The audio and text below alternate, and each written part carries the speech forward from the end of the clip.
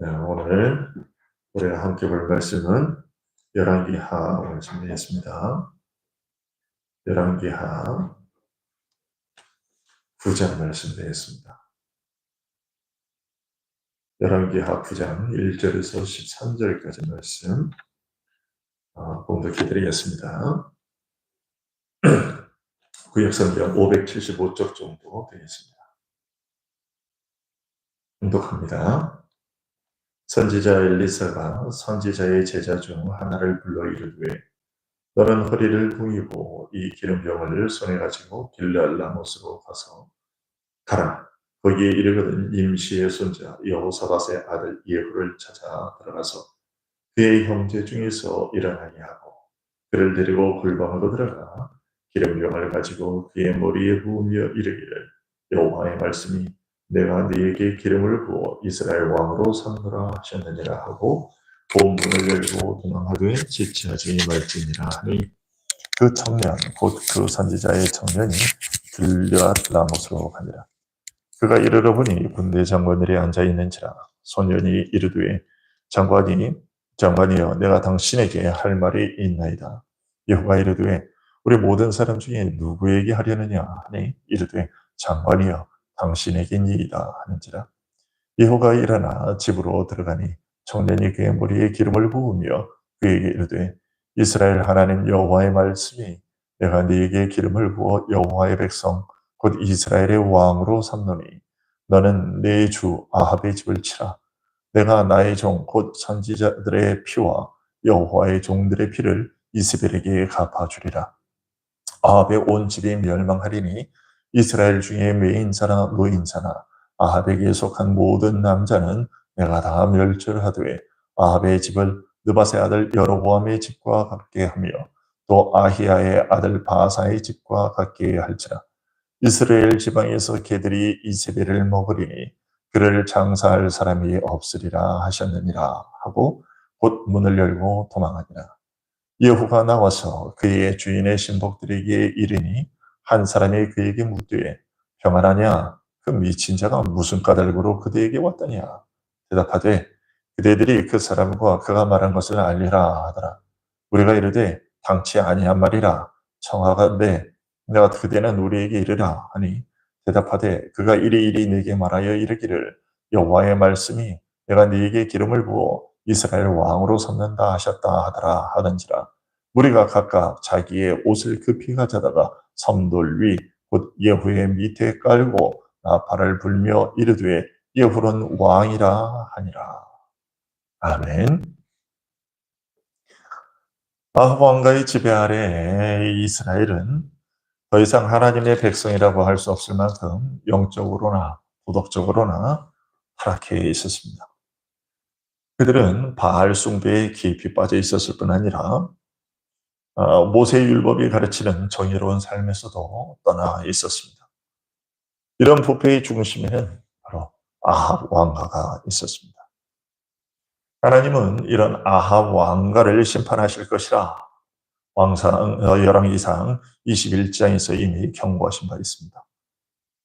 심판의 말씀을 들었을 때 아합은 일말의 두려움을 느낀 나머지 회개하는 듯한 모습을 보였었습니다.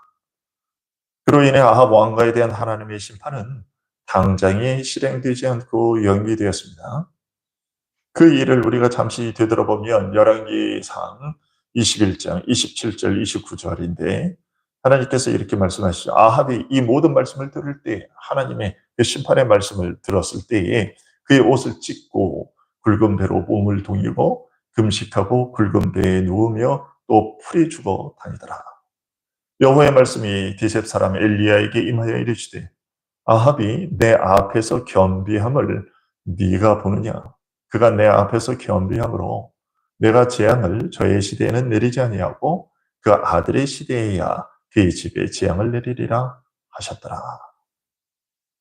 이렇게 심판이 뒤로 미뤄졌죠. 그렇지만 그것은 하나님 정말로 일시적일 뿐이었습니다. 하나님의 심판이 실행되지 않고 뒤로 미루어진 은혜의 기간 동안에도 아합 왕가의 악행은 멈추지 않았죠. 아합의 아들들, 즉 맏아들 아샤와 그의 동생 여호람 역시 그들의 아비의 길에서 떠나지 않았습니다. 그리하여 마침내 하나님께서 그 아들들의 시대에야 그의 집에 재앙을 내리리라 라고 하셨던 그 예고된 심판의 날을 이제 맞이하게 됩니다. 오늘 본문인 9장에서부터 이제 그 심판이 시작되었는데요.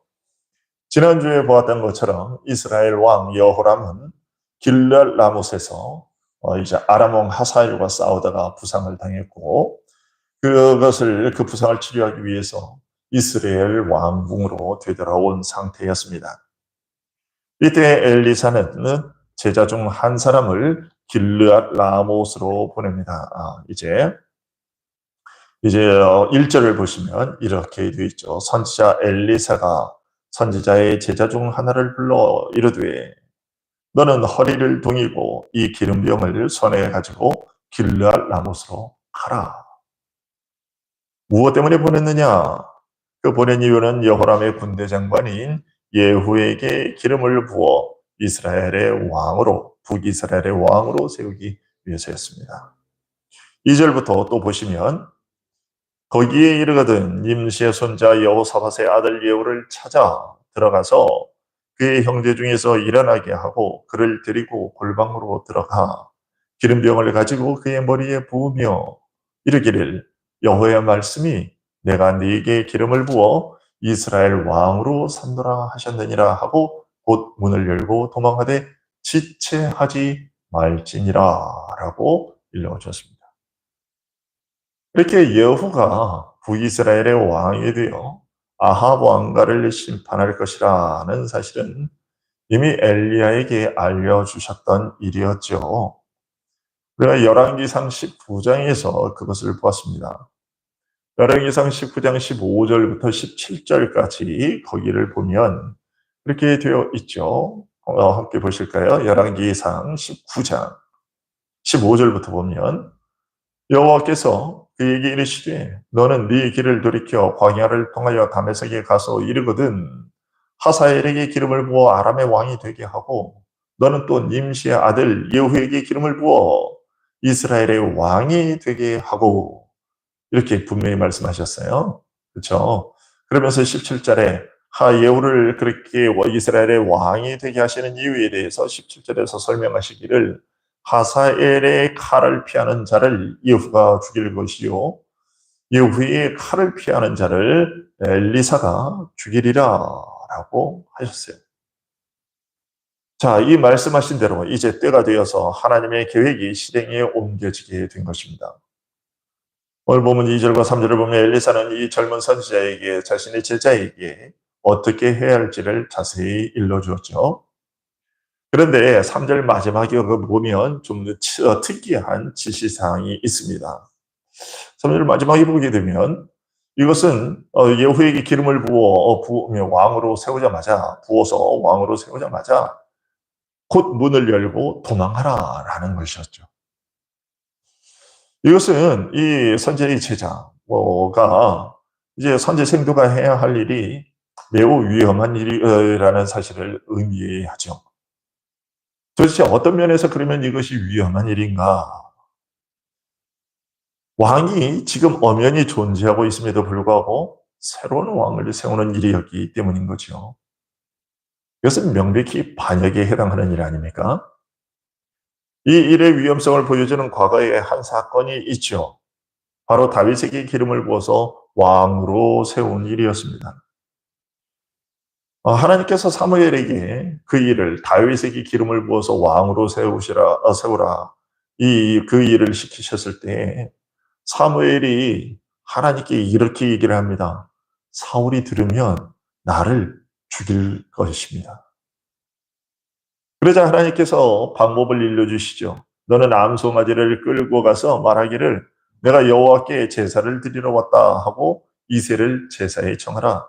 내가 네게 행할 일을 가르치리니 내가 네게 알게 하는 자에게 나를 위하여 기름을 부을지니라 라고 알려주셨어요. 그때나 지금이나 왕이 버젓이 살아있는데 새로운 왕을 세우는 것은 그렇게 위험한 일이었던 것이죠. 그러나 다윗이 세워질 때에도 그리고 지금 내에도 새로운 왕을 세우는 것 역시 누가 하나님의 확고한 뜻이기도 했습니다. 따라서 엘리사의 이 명을 받은 이 선지생들은 위험을 무릅쓰고 하나님의 명령을 수행해야만 했습니다. 이 선지생들은 과연 어떻게 행했을까요? 분명히 엘리사의 입을 통해서 이것이 자칫 목숨을 잃을 수 있는, 이 일을 행하다가 목숨을 잃을 수도 있는 위험한 일이라는 것을 분명히 선지생들도 인식하고 있었을 건데, 그러면 이 말을 들은 선지생들은 어떻게 행했느냐? 4절에 보니까 이렇게 되어 있어요. 그 청년, 곧 선지자의 청년이 길르앗 라못으로 가니라. 자칫 목숨을 잃을 수도 있는 위험한 일인 것을 알면서도요, 하나님의 명령이기 때문에 거부하지 않고 그 일을 수행하러 나섰다고 전하고 있어요. 그리고 목숨이 위태롭다고 하여서 자신에게 맡겨진 일을 대충 처리하지 않았습니다.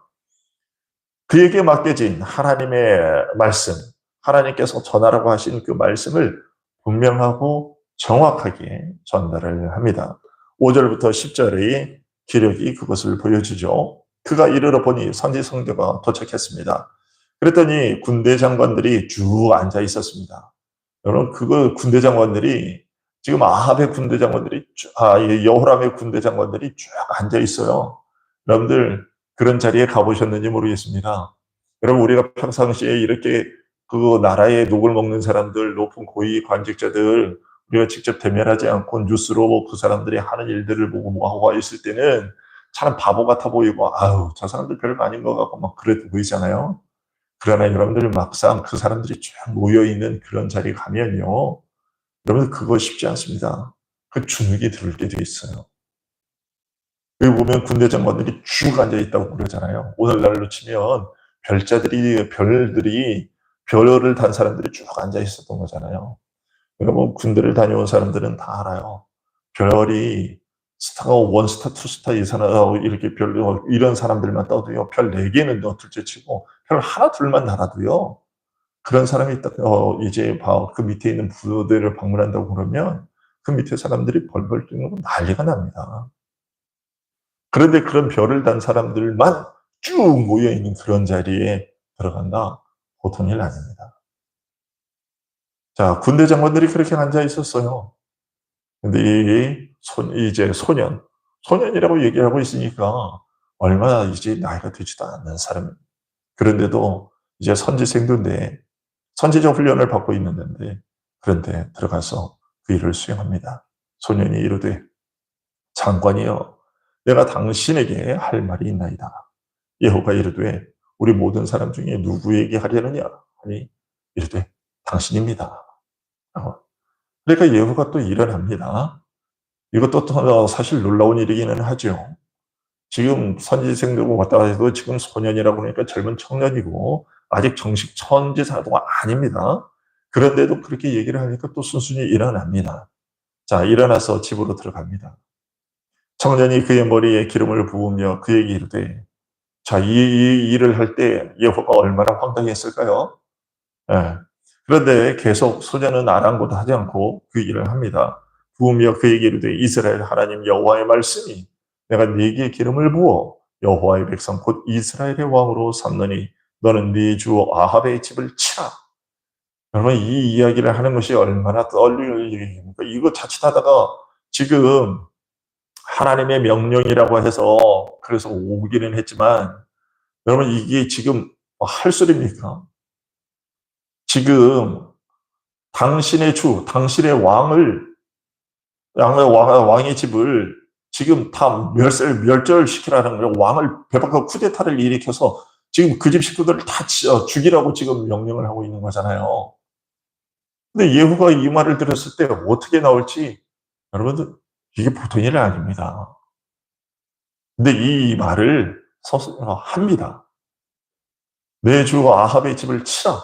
내가 나의 종 곧 선지자의 피와 여호와의 종들의 피를 이스라엘에게 갚아주리라.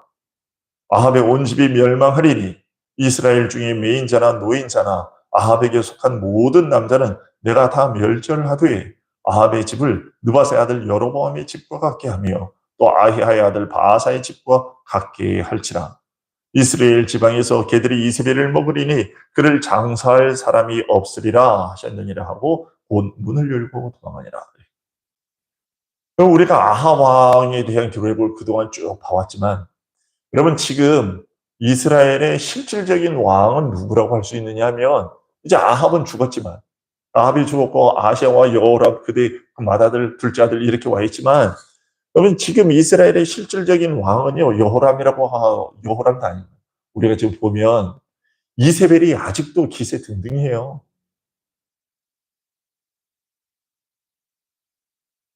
이게 엘리야도 참 감당하기 버거웠던 사람이 바로 이세벨이었어요. 그리고 엘리사 역시도 지금 이세벨과 맞선 것이 녹록하지 않아요. 지금 상황이 그런 상황입니다. 그런데도 이 선지자 훈련을 받고 있는 이 선지 생도가 가가지고 이런 얘기를 한다? 여러분, 이거 보통 일이 아닌 것입니다.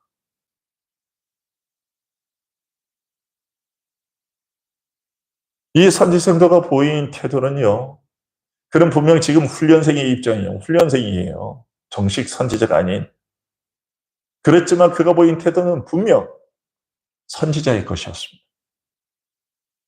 목숨을 아끼지 않고 하나님의 명령에 적극적이고 온전하게 순종한 것, 그리고 하나님께서 전하라 하신 그 말씀, 여호와의 말씀을 빠뜨리지 않고 온전히 전달하는 것, 이거 다 선지자에게 요구되는 자세인데, 기본 자세인데, 오늘 본문의 이 젊은 선지생들은 그 기본적인 모습, 그 모습을 그대로 보이고 있는 거예요. 비록 그의 이름이 무엇이었는지 알려지지 않았지만, 그리고 아직 정식 선지자는 아니었지만, 그는 자신의 신분과는 상관없이 하나님의 말씀을 전하라는 그 명령, 하나님의 명령에 온전히 순종했어요. 이 선지생도의 모습은 하나님의 부름을 받은 자, 오늘날 주면 목사뿐만 아니라 모든 우리들 성도들이 다 하나님의 부름을 받은 자죠. 이 하나님의 부름을 받은 자가 보여야 할 전형적인 모습인 겁니다. 자칫 목숨을 잃을 수도 있는 위험한 일임에도 불구하고 하나님의 명령이기 때문에 거부하지 않고 순종하는 모습, 이것이 하나님을 믿는 우리 모두가 보여야 할 모습이라는 것이요. 목사를 비롯해서 모든 성도들이 똑같이 지니고 있어야 할 모습인 겁니다. 아유, 목사님이나 그러면 되죠. 많은 성도들이 아유, 저는 목사가 아니잖아요, 이렇게 얘기를 한단 말이죠. 그러나 여러분, 오늘 본문에 보게 되면 목사가 아닐지라도 하나님의 명령을 받은 사람이라면 누구나 다 그 하나님의 명령에 충실해야 한다는 것을 우리가 보게 되는 것입니다. 한편 이렇게 선지생도가 전한 말에는 하나님께서 아합의 집을 치시는 이유가 분명히 알려지고 있죠.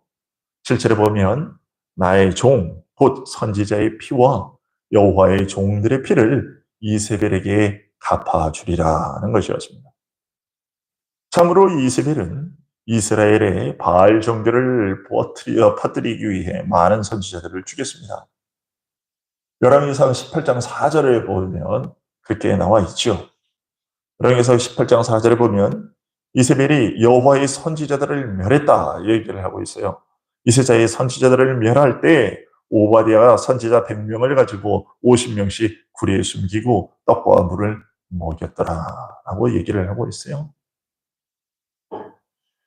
또 이세벨이 거짓 증인을 세워서 나봇을 살해했다는 일이 있죠. 그것은 경건한 여호와의 종들이 이세벨로부터 얼마나 많은 박해를 받았는지를 보여주는 대표적인 예라고 할 수 있겠습니다. 성경에는 나봇의 죽음 하나만 이렇게 기록되어 있지만, 그러나 그 나봇이 당한 그 일을 보면서 그게 나봇 하나만의 일이었다고 생각하면 그건 오해입니다. 하나님의 말씀을 따르려고 하는, 경건하게 살려고 하는 자들이 이세벨의 시대에 이세벨이 살아있을 때 그렇게 모두 다 어려운 상황 가운데 처해 있었다라는 것을 보여주는 하나의 예인 것입니다. 근데 아합은 이런 이세벨의 치마폭에 놀아남으로써 이세벨의 악을 후원하는 자가 되었습니다. 원래 왕이라는 직책은 하나님의 통치를 대리하는 직분이잖아요. 로마서 13장 1절에서 사도 바울은 신자들에게 이렇게 명령을 합니다. 각 사람은 위에 있는 권세들에게 복종하라. 왜냐하면 권세는 하나님으로부터 나지 않음이 없나니 모든 권세는 다 하나님께서 정하신 바라. 권세들에게 복종하라고 말하고 있지 않았습니까? 그래야 하는 이유는 뭐냐?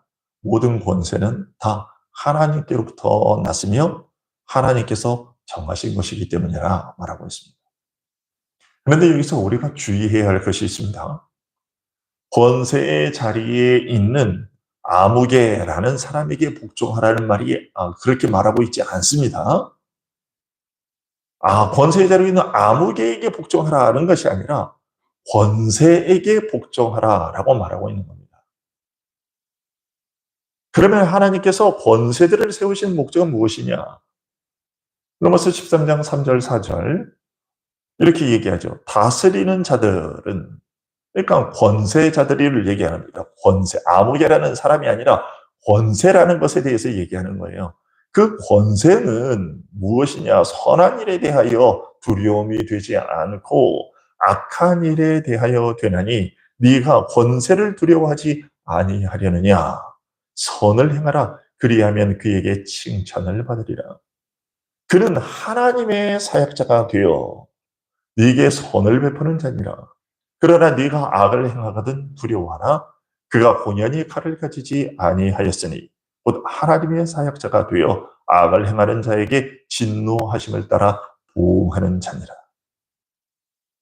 하나님을 대신하여 사람들에게 선을 베풀고 악을 제어하기 위해서 우리가 권선징악이라고 하는데 바로 그 일을 하는 것이죠. 이것은 이스라엘뿐만 아니라 세상의 모든 권세들의 공통적인 의무입니다. 그런데 하나님은 이스라엘의 왕들에게는 이런 의무를 일찍부터 알려주셨습니다.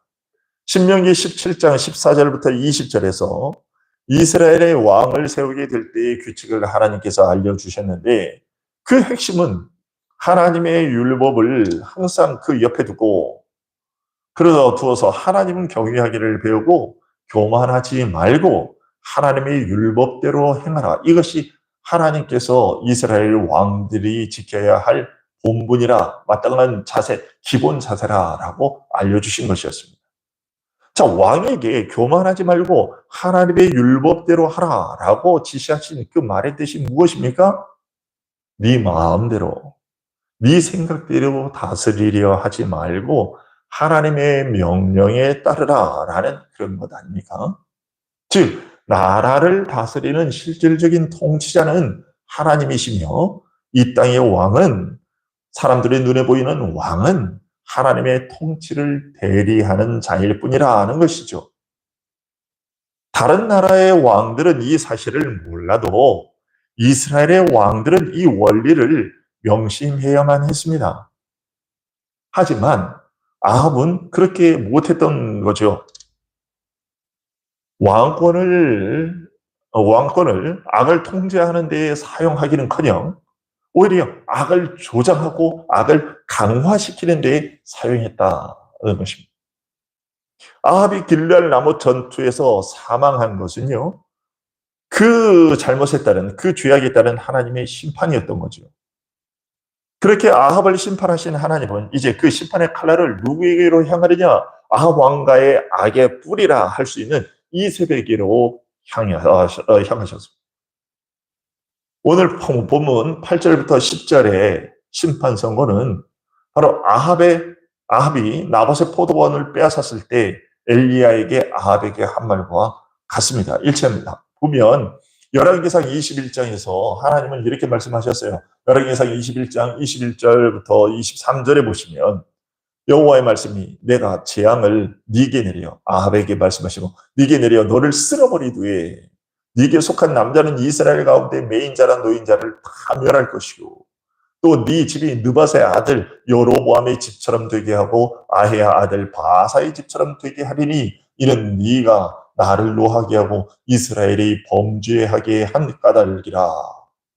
또 23절에 이세벨에 대해서도 여호와께서 말씀하여 이르시되 개들이 이스라엘 성읍 곁에서 이세벨을 먹을지라. 오늘 본문 8절에서 10절까지 보면 이 말씀과 그대로 일치한단 말이죠. 이런 사실을 통해서 우리는 선포된 하나님의 예언은 성취되기까지 그 효력을 잃지 않는다라는 사실을 확인하게 됩니다. 또한 하나님은 나봇의 억울한 죽음을 잊지 않고 기억하고 계셨구나 하는 것도 우리가 보게 되죠. 의로운 재판장이신 하나님은요, 불의한 일을 묵과하지 않으시고 반드시 그 불의에 상응하는 형벌을 내리십니다. 조금 전에 권세의 목적 중 하나는 악을 제어하고 선을 장려하는 것이다 말씀드렸죠. 그것이 바로 온 세상의 실질적인 왕이신 하나님이 하시는 일이에요. 왜냐하면 하나님은 공의로우시고 거룩하신 분이기 때문이죠. 우리가 늘 말하는 바이지만 하나님은 그분의 속성에 합당한 일을 행하지 않으실 수가 없습니다. 만약 그 속성에 부합하게 행하지 않으시면 그것은 하나님의 속성이 아닌 것이죠. 그런 면에서 아합 왕가에 대한 하나님의 심판은 공의라는 하나님의 속성의 발현이라 이렇게 얘기를 할 수 있습니다. 오늘날도 마찬가지입니다. 소위문답 제4문은 하나님은 어떤 분이십니까? 라고 묻고 그에 대해서 다음과 같이 답하지요. 하나님은 영이시며 그의 존재, 지혜, 권능, 거룩함, 공의, 선하심, 그리고 진실하심은 무한하고 영원하고 불변하다. 이렇게 얘기를 하고 있어요.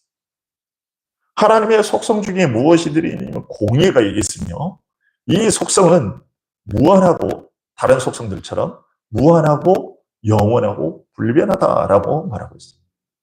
이 설명대로 하나님은 구약 시대에는 물론이요, 지금 이 시대에도 여전히 공의로우십니다. 따라서 우리는 우리의 죄악에 대해서 두려워할 줄 알아야 돼요. 과거 구약 시대에는 그렇게 벌하셨지, 오늘날까지 그리 벌하시겠느냐? 여러분, 그렇게 아니한 생각, 그런 생각을 우리 버려야 됩니다.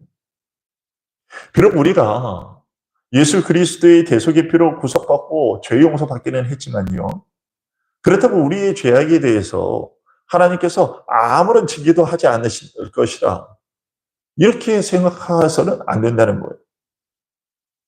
여러분, 성경을 보십시오. 하나님께 죄를 짓고 하나님께로부터 징계를 받지 않은 사람들이 누가 있습니까? 우리가 주일 오전마다 계속 보는 신명기, 요즘 최근에 우리가 신명기 부고에서 봤듯이, 여러분, 모세도요 하나님께서 징계하셨어요. 그리고 다윗도 징계하셨어요.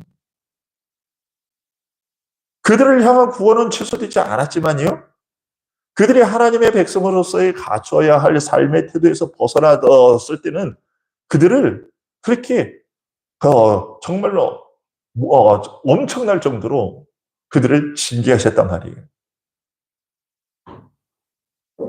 그렇게 하나님의 백성으로서 갖춰야 할 삶의 태도에서 그렇게 벗어나지 않도록 하기 위해서 그들의 죄에 대해서 단호히 징계하셨어요. 그럼 우리라고 하나님께서 그렇지 않으시겠습니까?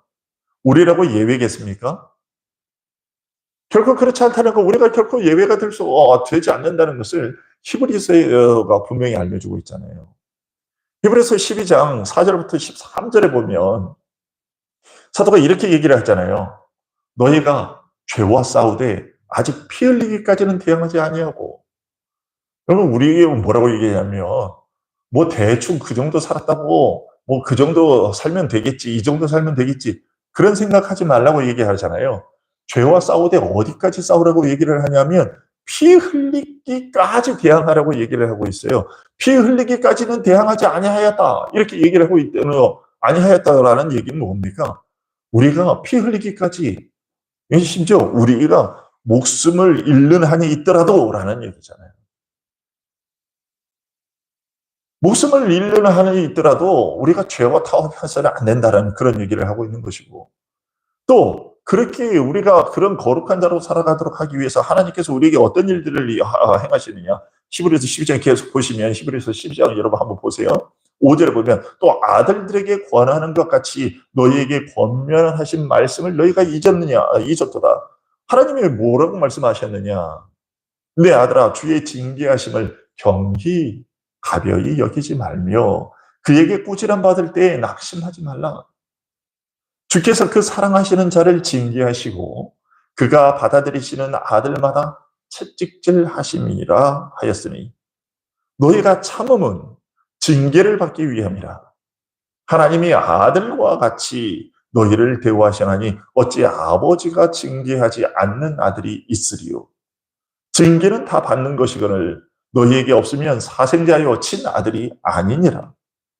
또 우리 육신의 아버지가 우리를 징계하여도 공경하였거든 하물며 모든 영의 아버지께 더욱 복종하며 살려 하지 않겠느냐. 그들은 잠시 자기의 뜻대로 우리를 징계하였거니와 육신의 아버지가 징계한 것을 얘기를 하는 거죠. 자기의 뜻대로 우리를 징계하였거니와 오직 하나님은 우리의 유익을 위하여. 육신의 아버지가 자녀를 징계할 때는 어떤 징계도 있냐면 자기 뜻대로 되지 않는다고 자기 뜻대로 이러고 그렇게 자식을 징계하고 그런 일도 있지만, 그러나 우리 하나님은 그런 일은 없다는 거죠. 우리 하나님의 징계는 오직 우리의 유익을 위해서 그의 거룩하심에 참여하게 하시도록 우리를 징계한다. 이렇게. 이런 징계가 당시에는 즐거워 보이지 않고 슬퍼 보이지만 후에 그로 말미암아 연단받은 자들은 의와 평강의 열매를 맺는다. 그러므로 피곤한 손과 연약한 무릎을 일으켜 세우고 너희 발을 위하여 고든 길을 만들어 저는 다리로 하여금 어그러지지 않고 고침을 받게 하라 라고 얘기를 하고 있어요. 이런 성경의 가르침을 우리가 명심하고요. 악의 발을 담그지 않도록 노력해야 될 것이에요.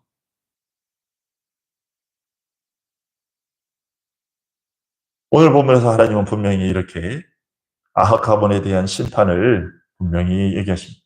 아합이 왕으로서의 그 직무를 제대로 감당하지 않고 오히려 왕이 금해야 할 일, 금지시켜야 할 일들을 오히려 더 행하고 그렇게 또 이스라엘을 온통 죄악의 구렁텅이에 몰아넣은 그 일을 하나님께서 심판하신다라는 그 하나님의 선언을 보면서 우리는 그걸 가볍게 여겨서는 안 되는 거예요.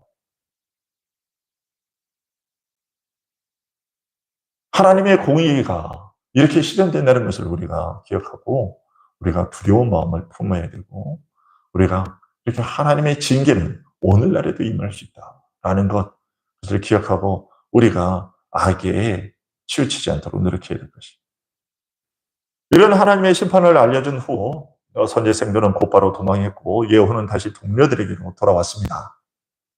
동료들은 돌아온 예후에게 선지생도가 와서 무슨 말을 했는지 얘기해달라고 합니다. 저 궁금했겠죠? 여러분 그렇지 않습니까? 뜬금없이 그렇게 와갔는데 아유 저 녀석이 뭔데? 아유 걔가 와서 뭐라고 했는데 뭐 이런 거 아닙니까? 그런데 동료들이 선지생도를 가르쳐 한 말에서요. 우리는 하나님의 말씀에 대한 당시 이스라엘 백성들의 일반적인 모습이 어떠했는지를 엿볼 수 있어요. 동료들이 예후에게 뭐라고 얘기합니까? 11절을 보면 이렇게 얘기하죠. 평안하냐? 그 미친 자가 무슨 까닭으로 그대에게 왔더냐? 라고 말했습니다. 자, 이게 이런 거죠. 선지성들을 향해서 뭐라고 얘기하냐면 그 미친 자라 이렇게 불렀어요. 이것이 하나님의 말씀을 전하는 자에 대한 이스라엘 백성들의 일반적인 생각이었던 거예요. 사람들이 왜 그렇게 생각을 했을까? 왜냐하면 선지자들은 극한 방탕의 다람쥐를 하기를 원치 않았고 자기를 부인하는 생활과 이 세상의 것을 탐하지 않는 금욕적인 삶을 살았고 자기들의 시간을 하나님을 섬기는 일에 바친 그런 자들이었기 때문이었습니다. 이 이스라엘 백성들은요, 선지자들에 대해서 여기 오늘 본문에서뿐만 아니라 나중에 우리가 예레미야서, 호세아서를 봐도요, 그래요. 예레미야에게도요, 사람들이, 이스라엘 백성들이 미친놈이라고 얘기를 했고, 호세아 선지자에 대해서도 미쳤다고 얘기를 했어요. 그리고 우리가 신약에도 와서 보기엔요, 신약에서도 우리가 사도행전을 보면 사람들이 사도 바울에게도 야, 네가 미쳤구나 이렇게 얘기를 해요. 그리고 심지어 예수 그리스도를 향해서도 미쳤다고 얘기해요.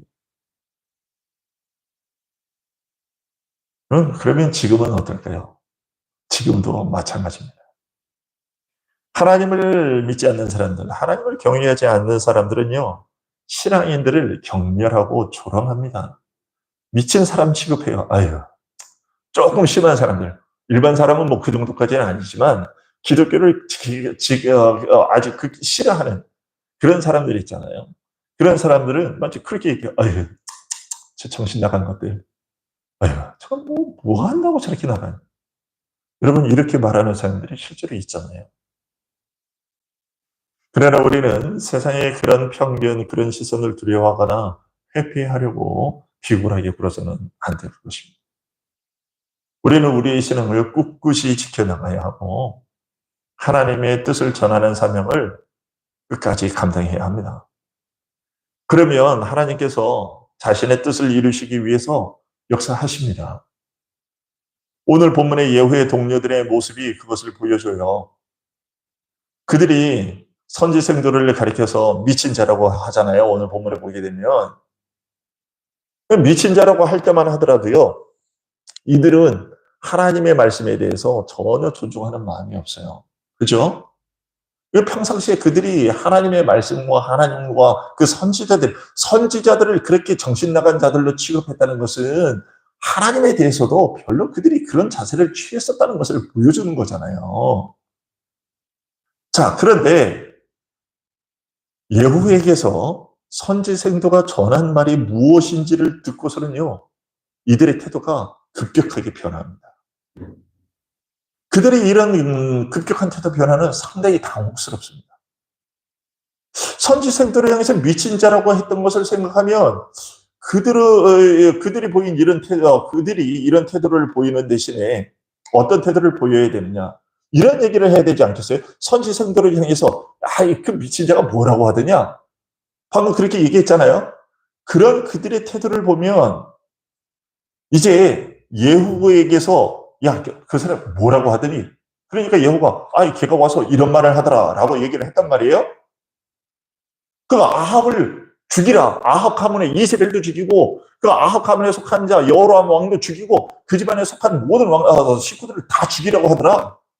이 얘기를 지금 한 거잖아요. 그러면 미친 자라고 얘기했던 그들의 그 생각을, 그 모습을 보면 그들은 이렇게 말해야 될 거예요. 우리가 정상적이라면, 야, 그 말을 믿냐? 야, 그런 소리 어디 가서 하지 마라. 자칫 여호람 왕의 귀에 들어가기라도 하면 또 이세벨로 알잖아. 이세벨의 귀에라도 들어가면 또 어떻게 하려고 그래? 야, 뼈도 못 추릴 거야.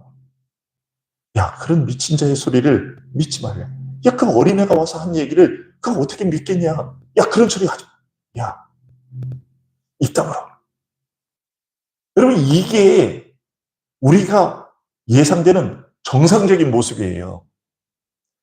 예후의 친구들, 동료들이 이런 소리를 해야 정상이란 말이에요. 그런데 그렇게 하지 않고요, 갑자기 돌변합니다. 예후를 그 자리에서 자신들의 왕으로 모셔요. 13절 보십시오. 여러분, 이제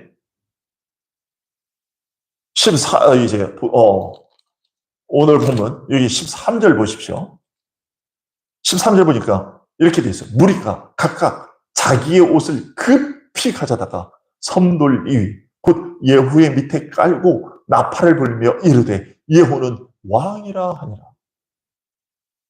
지금 그 미친 자라고 불렀던 그 선지생도의 말을 그대로 믿은 거잖아요.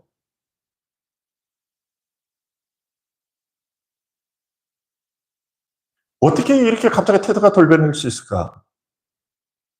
이런 급격한 태도 변화는 하나님께서 그들의 마음을 변화시킨 것이라고 생각할 수밖에 없어요. 하나님께서 아합 왕가를 벌하시기 위해서 예후를 왕으로 세우시고 예후가 그 일을 완수할 수 있도록 하기 위해서 이 동료들의 마음을 변하게 하신 것이라 이 말입니다. 세상이 비웃음과 조롱해도 우리가 꿋꿋이 하나님의 말씀을 전하면요, 하나님께서 예후의 동료들의 마음을 변화시키셨듯이 하나님께서 자신의 구원 역사를 이루시기 위해서 하나님께서 뜻하신 그 일들을 이루시기 위해서 우리의 말을 듣는 사람들의 마음도 하나님께서 변화시킬 겁니다. 예후의 동료들이요, 뭐 태도가 이렇게 변화됐다고 해서 하나님을 믿는 자들이 되었다, 하나님을 믿는 자들 변화됐다, 그것은 아니고, 그것은 아니지만 아합의 집을 심판하시는 하나님의 일에 쓰임받도록 변화시키십니다. 예후가 혼자서 그 여호람 왕을 전복시키고 그 쿠데타를 성공할 수 있었기면 그거 성공 못합니다. 혼자서 그 일을 어떻게 합니까? 그 일에 함께 가담할 수 있는 사람들을, 그 밑에서 함께 일할 사람들을 붙여줘야 여호가 그 일을 감당하는데, 이 하나님의 말씀을 이렇게 우습게 여기던 자들이 이렇게 갑작스럽게 변할 수 있었던 것, 그것은 하나님께서 그들의 마음을 변화시킨 것이라고 하기는 말할 수 없는 거예요. 하나님께서 자신의 일을 이루시기 위해서 아합함을 심판하시는 그 일을 이루시기 위해서 하나님을 우습게 여기던 자들이었지만 그들의 마음을 변화시켜서 예후를 왕으로 모실 수 있도록 그렇게 바꿔주신 거예요. 움직이신 거죠. 그렇듯이 우리가 전하는 말을 듣는 이들도 뭐 하나님을 믿는 사람으로 변화되지는 않을지 몰라도 하나님의 역사를 이루는 도구로 사용되도록 우리를 돕는 자들로 그렇게 하나님께서 변화시킵니다. 우리가 얘기를 듣다 보면요, 그런 일들 많아요. 아니, 그 사람 하나님을 믿는 사람도 아니에요. 하나님을 믿는 사람도 아니고 그 사람은 여전히 절에 가서 부처를 섬기고 그 앞에 절하는 사람들인데, 그런데 그런 사람들이 뭐 복음을 전하고 전도할 때 그런 사람들이 옆에서 돕는 그런 일들도 있어요, 여러분. 그런 것입니다. 우리가 하나님께서 우리에게 명하신 거, 아유, 되겠어? 그 일이 될까? 우리의 생각으로 멋대로 그렇게 넘겨짚지 말고요. 이 선지생도가 하나님의 말씀, 하나님의 명령에 그대로 따랐어요. 그러나 아직 정식 선지자가 또 아니었어요. 그럼에도 불구하고 하나님의 명령에 순종하자 하나님께서 그 일들이, 그가 하나님의 말씀이 이루어지도록 그 모든 나머지 상황들을 변화시키시면, 예후의 동료들이 하나님에 대한 존중하는 마음이 일절 없었지만 선지자들도 존중하지 않던 자인데 선지생도들의 그 어린 생도의 말, 그것도 우습게 여기던 자들인데 그들이 변화되잖아요. 그런 것입니다. 그러니 여러분, 우리가 포기하지 말고 그 되겠어? 라는 그런 생각하지 말고, 네, 이상으로 오늘 수요일을 마쳤고요. 그래서 비가 옵니다. 여러분들 또 날씨가 쌀쌀해지고 그럴 수 있는데 여러분 이제 안전사고 유의하시고요. 물기에 또 넘어지지 않도록 하시고 추운 날씨 감기 걸리지 않도록 조심하시기 바랍니다. 네, 평안한 밤 되시기 바랍니다. 주일날 뵙겠습니다.